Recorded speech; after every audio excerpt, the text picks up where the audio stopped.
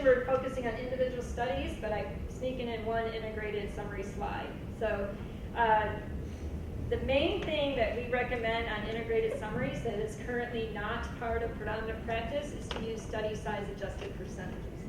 Okay? That is not part of practice. We do recommend it. We do think the current state with using crudely pooled percentages is not wise in many cases and can lead to misleading data. So I do encourage you to read up on it. We do have an educational video on this. So we do hope that submissions in the future will make it a habit to include study size adjusted percentage. It's a very nice meta-analytical technique, which current state people just ignore meta-analysis techniques and safety tables for some reason, and we need to change that practice, which is a big thing what our project team is trying to do is change some practices, right? Get to good analytical practice, avoid poor. There are a lot of poor practices in how people pool data, and doing study size adjusted percentages will help us go a long way to improve our summaries. So hopefully we'll have a future workshop to go over this in way more detail, but I wanted to put in a teaser to make sure you guys at least know that that's out there and it is not part of predominant practice, so we need to get people used to it.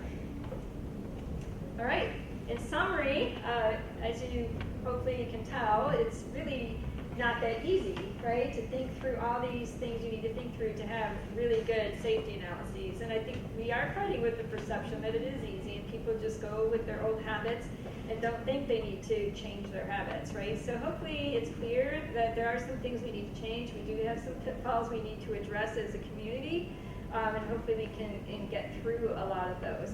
And it does require expertise that not everybody has coming into a team, right? Even statisticians may not have learned what they need to learn coming into a team, and certainly a medical person may not have had any training to help them know what they need to think about when they're planning analyses. And so we need to help them out, help educate, and get some of this education out to them.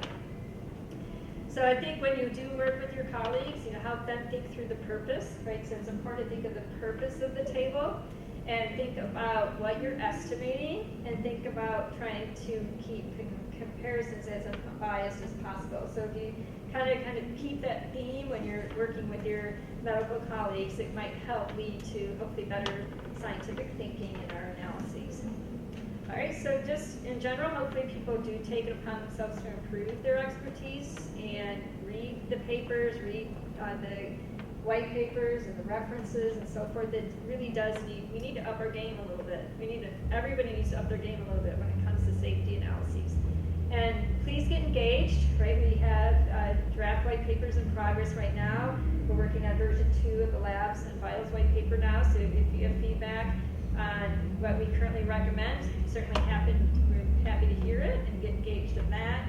And we're working on safety topics of interest white paper. And so if you don't participate actively in those, hopefully you can at least review them during the public review period.